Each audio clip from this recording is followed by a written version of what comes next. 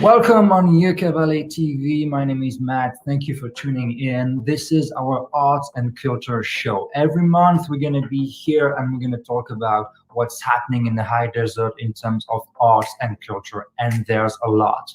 Just tonight we're going to talk about 3 exhibitions, 3 local screenings, and in the end, a little tiny bit of Christmas. Let's start right away with the first exhibition, Mojave Madness. The show is over. It's been cut a little bit short by COVID, but they had a very last day of showing. It was a little bit back in October, and we were there, and Isabella Falossi came back with some footage, and she's going to show you around. Isabella, you. We are at the Yucca Valley Performing Arts Center. This is the last showing of the art show, Mojave Madness. My name is Isabella Falossi, and let me show you inside.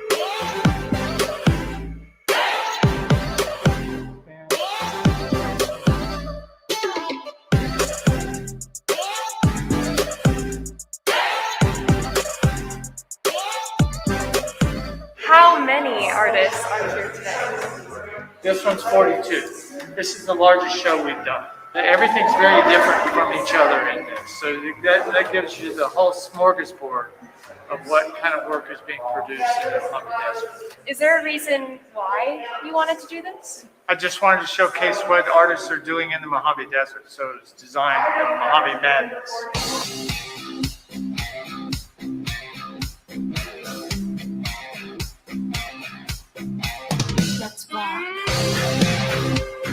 So what kind of art are we going to be looking at today? Sculptures, welding, some photography, assemblage work, performance work, light work, LED, and abstract.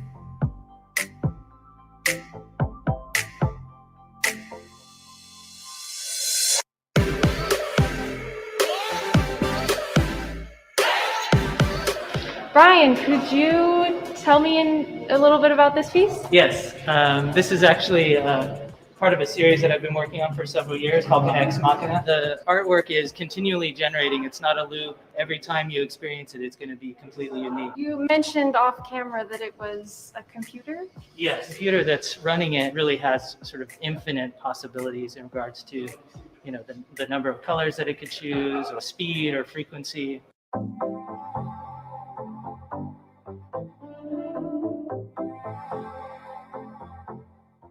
Now, Michael, are the artists that are showcased here, do they live around here or do they just take inspiration from our area? 2/3 of the artists that are in this show are local. The others are from other parts of the Mojave.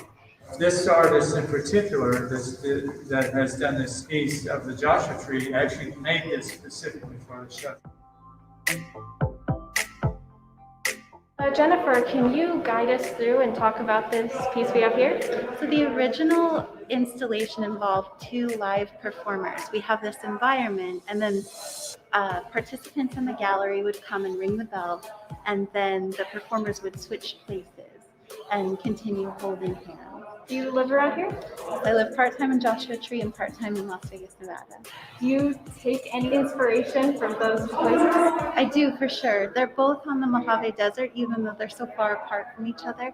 And we share these big, beautiful sunsets, which is where I got the color inspiration. And also, there's that kind of sound when you walk through and you hear the fringe going that really reminds me of the wind through the trees. Could I take a look inside? Absolutely.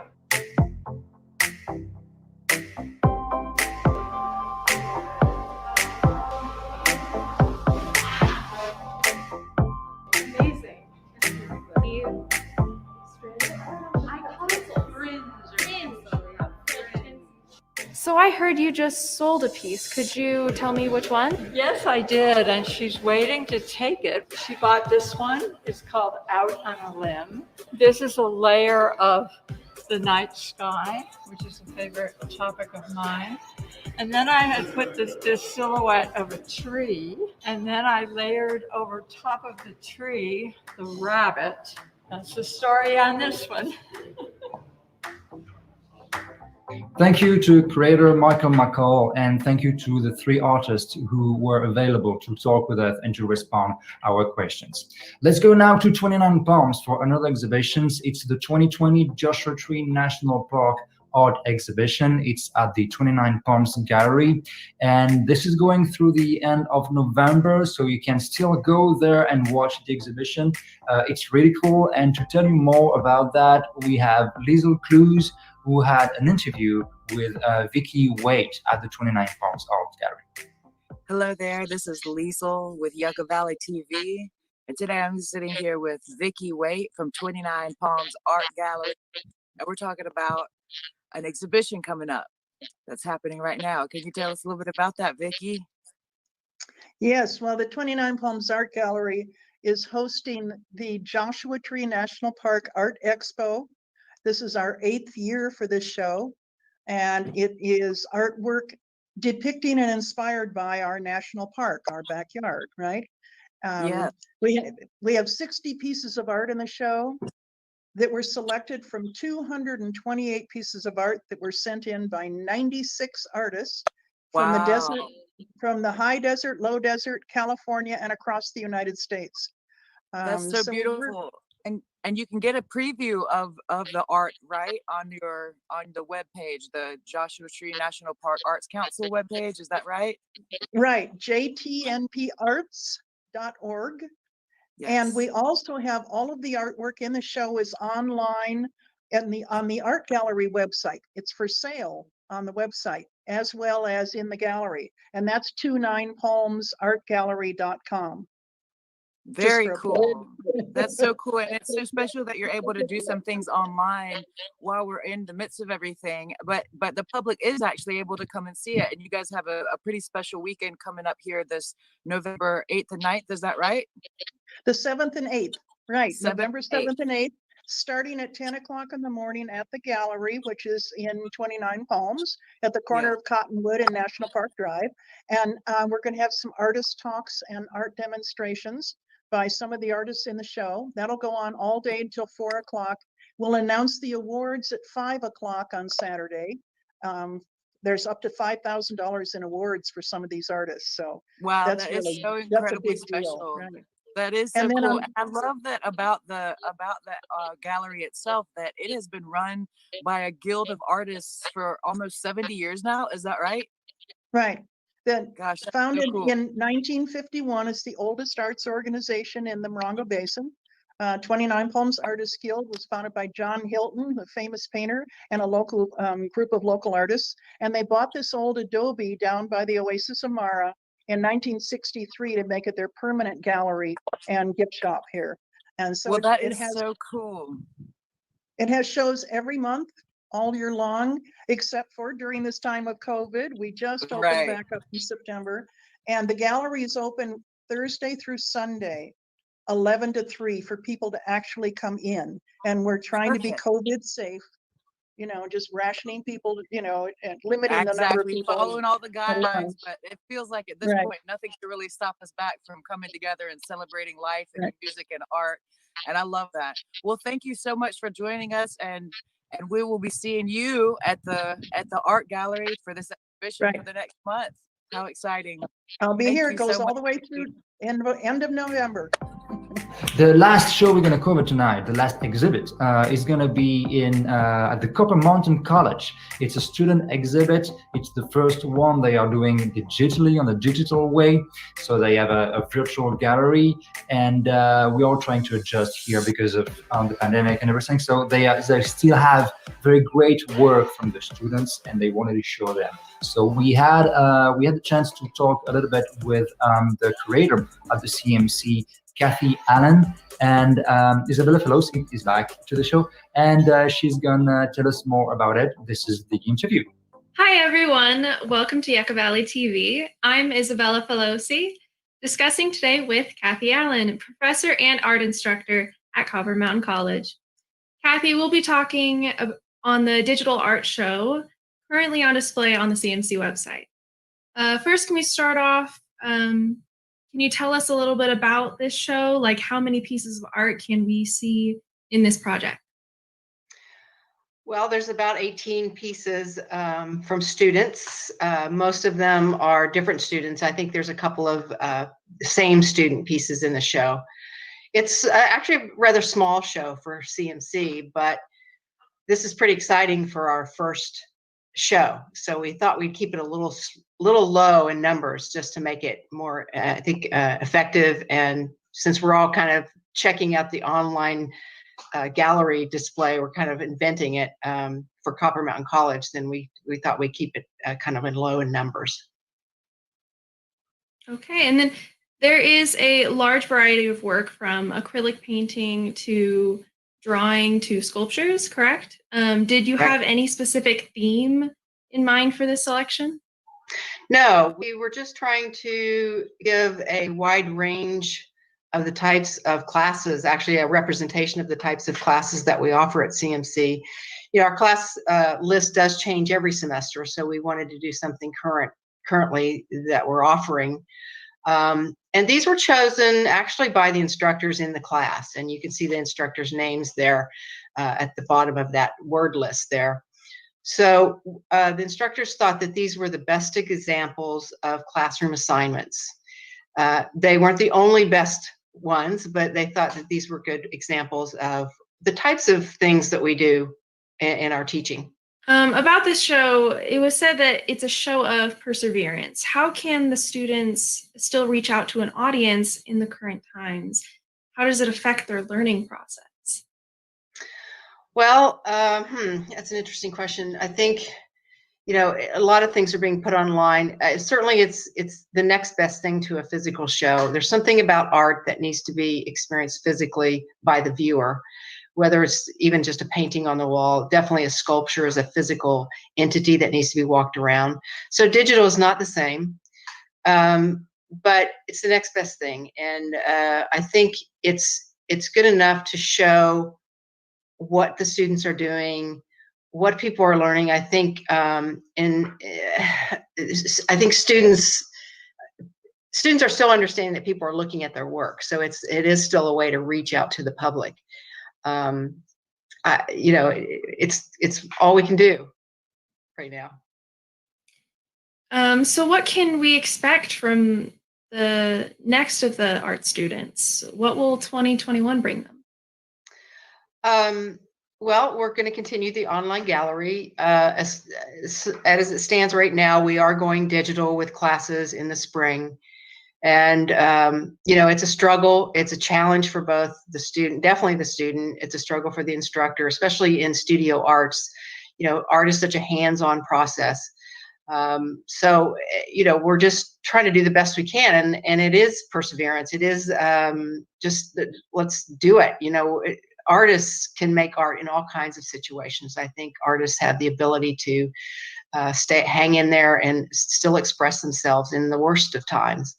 So it's kind of good in a way that these challenges are happening, because it makes us inventive and it stirs those creative juices and really, you know, forces us to make art. Maybe think in ways that we hadn't thought of before, both the instructors and the students. So I think the tough are surviving. You know, the instructors and the students are surviving really well. I want it to get back to normal. I do, but as long as the COVID is here with us, we're going to keep doing the online gallery. The college is excited about it, so we'll continue. Okay, well, that's great. Do you have any final thoughts you want to share for anyone watching to encourage them to go look at these art pieces that the students are sharing? Well, yes, please look at the show and, you know, support the students, these budding artists, young upcoming artists. We're going to continue to change the show. We're still working out a schedule. I think this is going to be supposed to be up till the end of November. And then we're going to have a new set of artworks on there, probably twice a semester, which would be about 4 times a year. We're going to change the show. And if you're interested in looking at some great art by young artists, this is the place to check out often. Okay. Well, thank you, Cathy Allen, for this interview. Thank you. We're going to take a very quick break, and after that, we're going to come back and we're going to talk movies.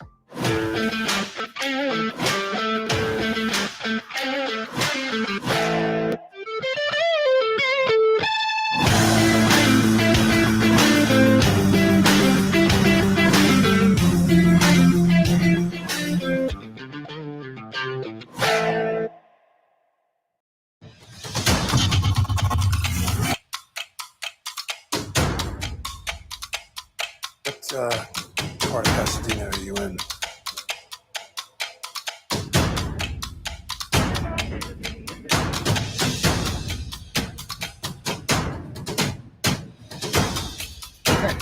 It's good.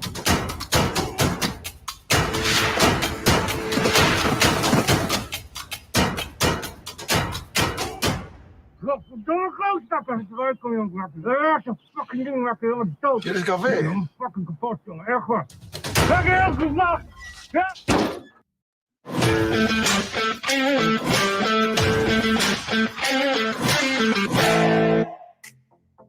Switching to cinema, we're going to talk movies. So you may know we have a show every week, every Friday night at 6 p.m. and we have a show named Something About Cinema.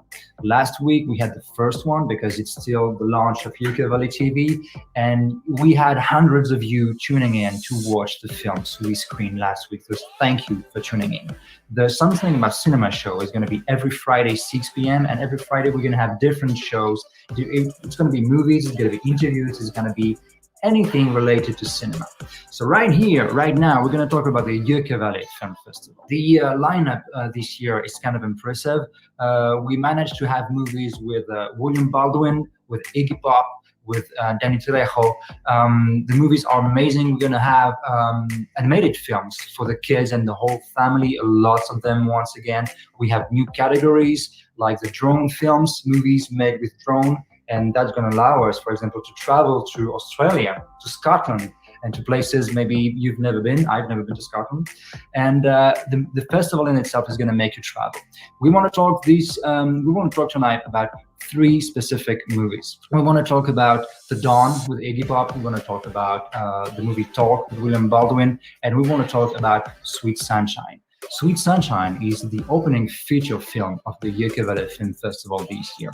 We had the chance to talk with the lead actor, John Waite, and John is going to tell us right now why you have to watch this film. We had the chance to talk with the lead actor, John Waite, and he's going to tell us why you have to watch this film. It's a family-friendly movie, it's for everybody, and let's listen to John to know a little bit more about the film. John, how are you? Thank you for being with us. Hey, thank you so much for having me. How are you? I'm very good, thank you. We are here today to talk about Sweet Sunshine, the feature film, and you are the star of the feature film. Yeah. So can you maybe just start by pitching it to us? What is it about? Well, Sweet Sunshine is about a young farmhand who has a passion for music, and it follows his trials and tribulations on his path to stardom, and then a little bit of a fall, and then family and friends and love. And that's Sweet Sunshine in a nutshell. I don't want to say too much without giving the plot away, but that is the essence of Sweet Sunshine. It's basically a guy who loves music, who's not destined to do it, but meets someone who's going to push him on the radio. Yes. And that's going to start from there. Mm-hmm. And then it's a rise to stardom, and then the fall, of course, and then the rebound in a way. Yeah, exactly. When God closes one door, he always opens another. I think you should just keep writing songs. That's what you're good at. Do I have your attention now? I don't know what to say. You say yes, and you fasten your seatbelt because your life is about to change. This town is burning. I'm afraid to step out on my own. You know, you look familiar. Do I know you from somewhere? No, I get that a lot. Just close your eyes, take a deep breath. One shot, maybe you take it all. One heart, maybe you'll break it for gold. These days you don't get second chances. Get second chances. Can we say it's kind of a Christian film? I think there are definitely some family friendly and certainly the character has a relationship with his faith. But I would say that there are other themes at play in there as well. But it definitely is a family-friendly experience. Yeah. It's almost if a star is born, but the whole family can watch it without you having to. That's a good pitch. Eyes away from the screen. That's a very, very good pitch. So I guess people who like music, people who like country music, they're gonna love the movie. Oh yeah, there's a lot of music in the movie. Mm-hmm. Can you tell us a little bit more about the music itself? Because you perform all the songs yourself. Yeah. You know, it was so funny. The character I play is a man named T.J. Millhouse, and it's all about his relationship with song and being able to sing his own pieces. And during the filming, there was supposed to be a voice double. Someone would come in and dub over my picture. But I had to sing the songs on set, make it look like I knew what I was doing. So they could put the voice over and it would look realistic. But on set, I was giving it my all. I was singing it, and the director of music said, "Hey, you want to try to come into the booth and lay down the tracks yourself? You sound pretty okay." So I felt like I had a little bit of an experience that mirrored my characters while shooting this. So I originally was not supposed to sing the songs. That must have. So you were good enough and very good at least. I mean, it's just when you watch the film, you don't doubt any second that you would be able to do it.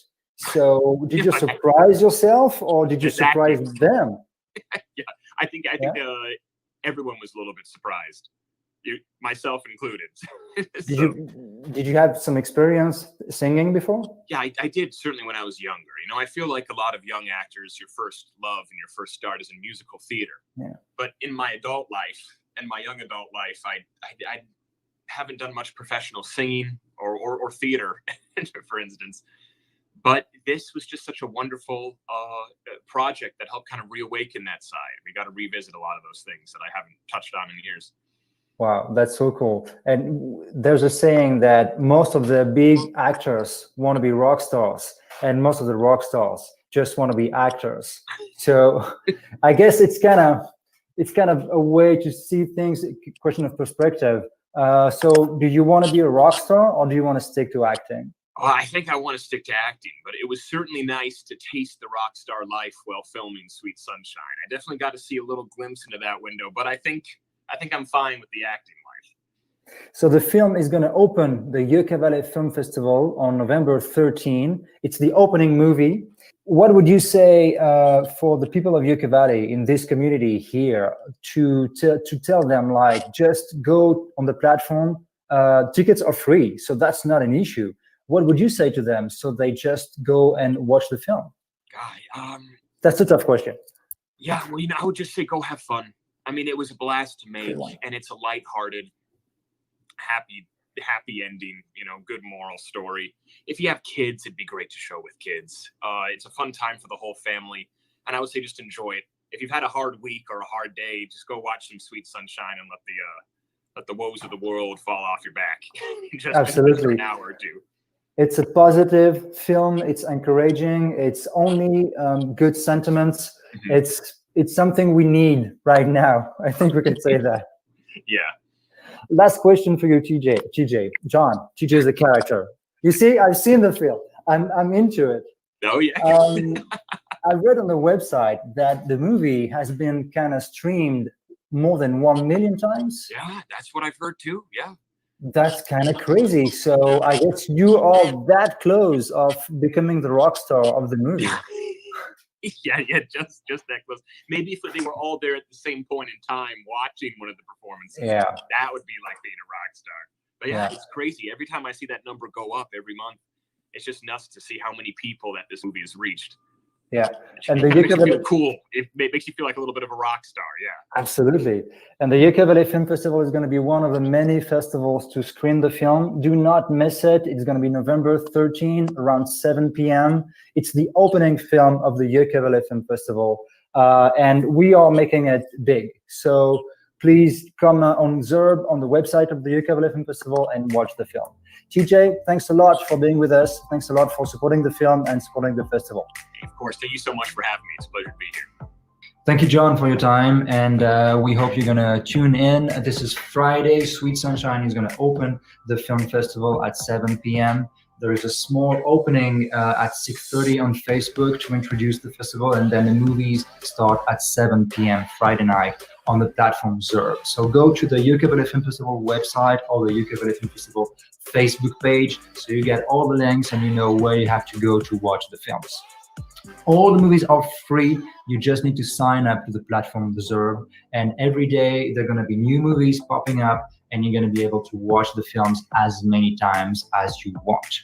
The next film we're going to talk about is the movie starring Iggy Pop. Iggy Pop is a music superstar. Everybody knows Iggy Pop. He's also an actor.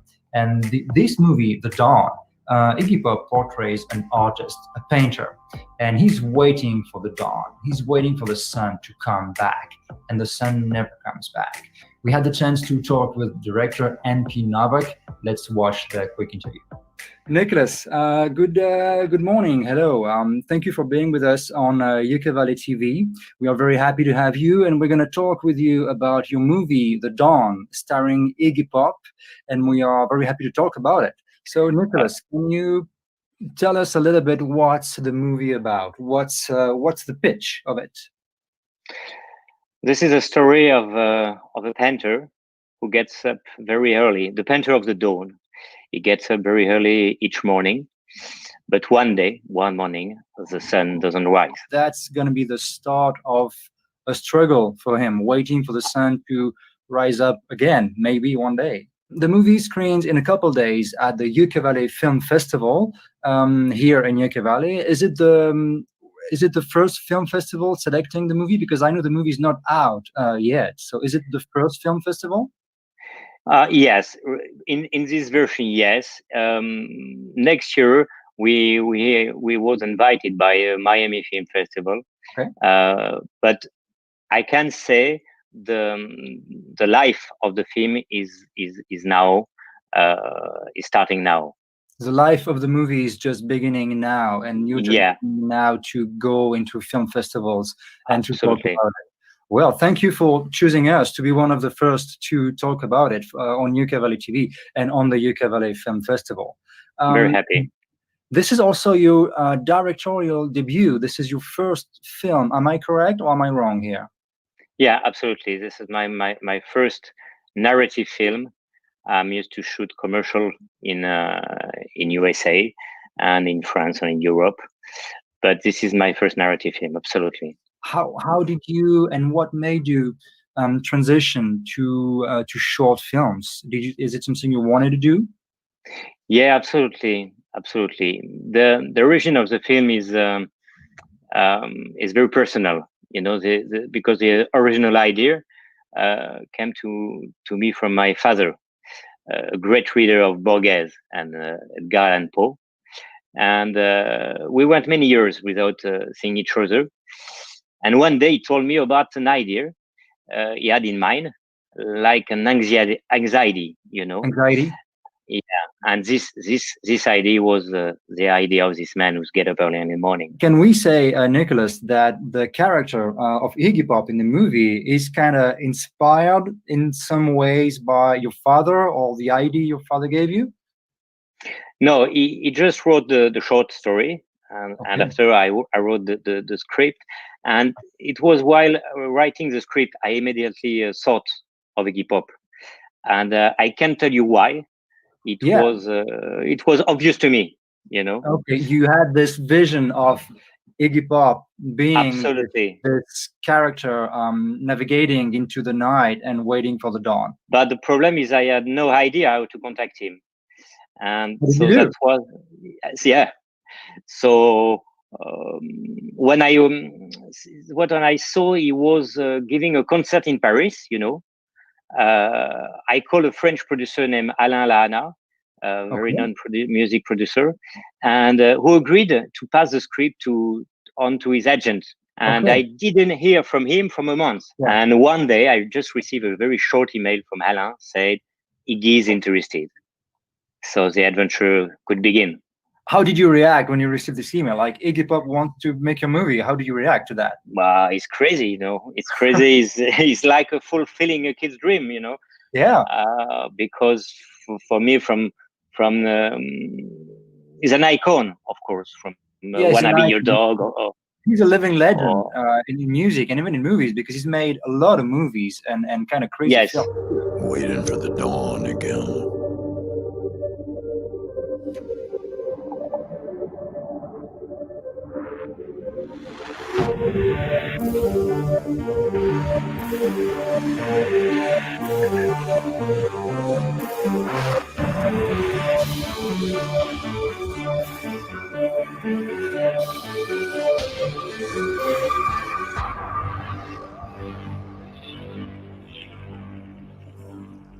How was it on set working with Iggy Pop? Because he's the sole and only character in the film. So you've been, as director, you must have been working with him one-on-one all the time. How was it as an experience as a director? The shooting was amazing in a sense and very difficult in another because I don't think Iggy Pop, understood the shooting was from 6 p.m. to 6 a.m. Okay, you shoot at night for real. Yeah, we shoot at night real, and I think he didn't realize this, but I wanted to get him out of his comfort zone. Yeah. You see what I mean? Yeah. Somewhere, I think he had to be another deal for him, and I knew that he would help him to forget and to try to forget Iggy Pop. And to try to become this painter who no longer sees the light of the day. How many days of shooting did you have for this film? Only 2 nights. Only 2 nights for everything. Yeah. The movie is screening Sunday, November 15 at 2 p.m. at the Yucca Valley Film Festival. What would you say to the people here in Yucca Valley? There is a lot of artists around here in this community. What would you say to these creative people so they would want to connect and watch the film? Yeah, I say first of all, I am very happy to be here. I hope they can try to see Iggy Pop when we never. To see Iggy Pop in a way we've never seen him so far. The way the movie's made, to me, is really one of the best film I've seen. In the way he's really getting into the mind of the artist and showing us what is the vision of an artist through this film. So I think it's going to be very interesting for the people to watch it because we've never seen Iggy Pop like this. And icing on top, cherry on top of the cake, we've never seen a movie that really describes and shows and make you feel what an artistic creation process can feel like within the mind of the creator. So let's be Sunday, November 15, Yucca Valley Film Festival, 2 p.m. Tickets are on the platform Xerb, and you can also go to the yuccavalleyfilmfestival.com website to learn more. And do not miss this film with Iggy Pop, directed by. Thank you very much. If you want to watch that film, if you want to watch The Dawn, it's gonna be Sunday afternoon at the Yucca Valley Film Festival. Again, you gotta go to the Xerb platform and just sign up. Everything is free. If you want to know more about it, go to the Instagram, Facebook pages of the Yucca Valley Film Festival or the website of the Yucca Valley Film Festival. The last film I want to talk about is Talk with William Baldwin. Talk is the title of the movie. William Baldwin in the movie portrays a host of a radio show, and he's talking to everybody every night, giving pieces of advice. And at some point, he's going to have someone on the other end of the line, on the phone, that's going to tell him some pretty creepy things. And the character portrayed by William Baldwin, Elvis, is going to realize that what he believed was a game, being a host, turned into something really real and really dangerous for him and his family. It's midnight. Good evening, everyone, all you creatures of the night. Elvis, live. Talk.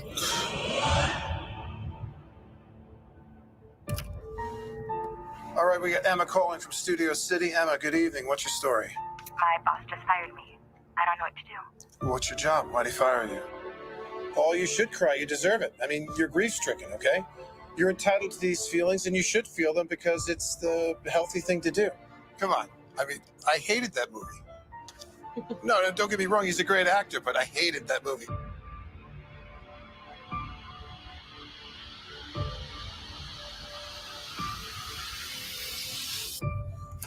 Alrighty, we got Gary on the line. What's going on tonight, Gary? Gary, you there? I'm gonna do something really screwed up tonight. Where are you now? I'm at your house. Are you in? You do not have the right to remain silent. We're all listening. William Baldwin is going to be live during the Ucavale Film Festival this year. At 3 p.m. Saturday, you're going to be able to watch the movie Talk. You've just seen the trailer right now. And at 3:30 p.m., we're going to have William Baldwin and the director of Talk live. And we're going to have a Q&A, asking some questions, getting some answers. And after that, we're going to have some sort of a AMA, Ask Me Anything, with William Baldwin. We're going to talk about his biggest movies. We're going to talk about everything basically you want to ask him. We're gonna take your questions from Facebook and YouTube. You can use the comment sections, and we will receive the question and we will ask him live during the show. So if you want to talk digitally, virtually with William Baldwin, Saturday, 3:30 p.m. Ucavale Film Festival. Again, check the website, check the Facebook page. This is all free, so do not miss it. To conclude the show, to conclude this first High Desert Art and Culture show, we're going to talk a little bit about Christmas. Christmas time, it's a family time. It's about just spending time with your family. And every Christmas, we have a lot of Christmas movies popping up on our screens. And this year is no exception. One has just been announced. It's a Hulu movie.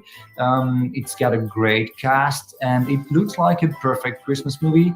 Let's watch the trailer. And guys, thank you for tuning in, and we will be back in a month for the next show about arts and culture. If you have any exhibition, if you have anything you want to talk about, send us the information so we can just talk about it, have you for an interview, and promote what you do. This is Ucavale TV. This is your community TV. And let's watch, to conclude the show, this Christmas trailer about the Happiest season. Bye-bye. I just woke up thinking about going home with you and got very excited about Christmas. I get to go meet the people that made my favorite person. I'll always take December way over summer. Abby, you and Harper have a perfect relationship. She is my person, and I really want everyone to know that. I want to marry her. What are you doing on your phone? I left a gentleman alone in my apartment, so I'm tracking him to make sure he leaves. You're tracking him? Yeah, I track everybody. If the NSA can do it, so can I.